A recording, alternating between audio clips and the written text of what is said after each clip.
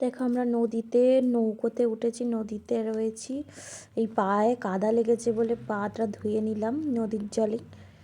সব মেয়ে 3জন মিলে উঠেছিলাম, আমার যা আর হচ্ছে আমার বড় যা আর ননদ আর আমি 3জন মিলে এই নদীতে উঠেছি। আর এই নৌকোটা ছিল মাছ ধরার নৌকো, বোট বলে না নৌকো বলে জানি না। তো নৌকোতে মাছ ধরতে এসেছি, মাছ ধরা দেখাবো তোমাদেরকে। দেখো মাছটা ধরছে কিভাবে, জাল টানছে, পুরো নদীটাই জাল পেতে রেখে দিয়েছিল জোয়ারের সময়। আর ভাটা হলে না জালটা তুলে ফেলে, তাই জালটা তুলছে। আর পাশে ছেলেটা বক বক করছে, এখন এডিটিং করছে, পাশে বক বক করছে।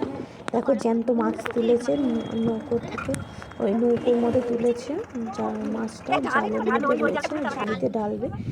তো জ্যান্ত মাছ, লোটে মাছগুলো জ্যান্ত ছিল, সব মাছ জ্যান্ত। আমরা কি এখনো জ্যান্ত মাছ দেখতে পাই? লোটে মাছ, এই লোটে মাছ জ্যান্ত ছিল।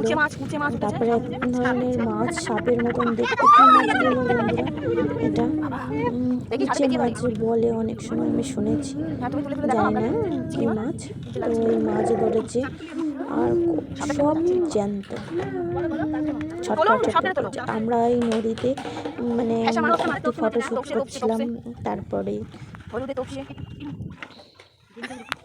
দেখো ঝুড়িতে ঢেলেছে, নদীর সিনটা দেখো খুবই সুন্দর। এটা সুন্দরবনের নদী।